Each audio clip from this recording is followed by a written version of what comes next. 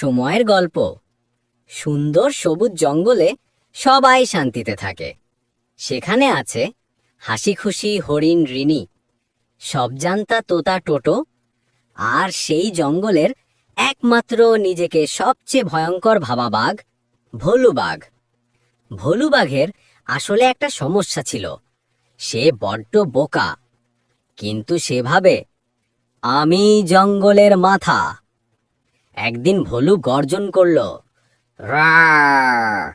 আজ আমি নাস্তায় একটা হরিণ খাবো। তোতা টোটো দূর থেকে হাসল। হরিণ? আরে ভাই, রিনি হরিণকে ধরতে হলে একটু বুদ্ধিও লাগবে। বুদ্ধি? আমি বাঘ, আমার বুদ্ধির কি দরকার? এই কথা শুনে জঙ্গলে সবাই হেসে লুটোপুটি। ভোলু হরিণ খুঁজতে বের হলো। হঠাৎই সে দেখতে পেল গাছের নিচে বসে থাকা রিনিকে। হা হা, আজ তো আমার দিন। কিন্তু রিনি তো চালাক। সে পালানোর আগে ভেবেই নিল নাটক করবে। ওহো বাঘ ভাই, কোথায় যান?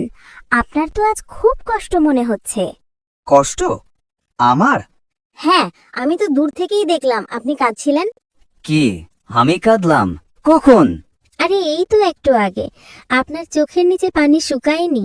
বাঘ তাৎক্ষণিক চোখ টিপে দেখে, হ্যাঁ, সত্যিই তো পানি। সে জানে না যে এগুলো আসলে সকালের শিশির, যা বাতার উপর পড়েছিল আর তার নাকে লেগেছিল। উফ, আমি সত্যি কাঁদছিলাম, দুঃখ লাগছে। জঙ্গলে তোতা টোটো দূর থেকে ফিসফিস করে, বাঘটা তো পুরো হাঁদারাম। আপনি এত বড় বাঘ হয়ে কাঁদবেন, এটা তো ঠিক না। চলুন, আপনাকে আমি একটা জাদুর ঝর্ণা দেখাই। ওটার পানি খেলে আর কখনো মন খারাপ হবে না। ভোলু শুনেই খুশি। ও, তাই নাকি? তাহলে তো আমাকে অবশ্যই যেতে হবে।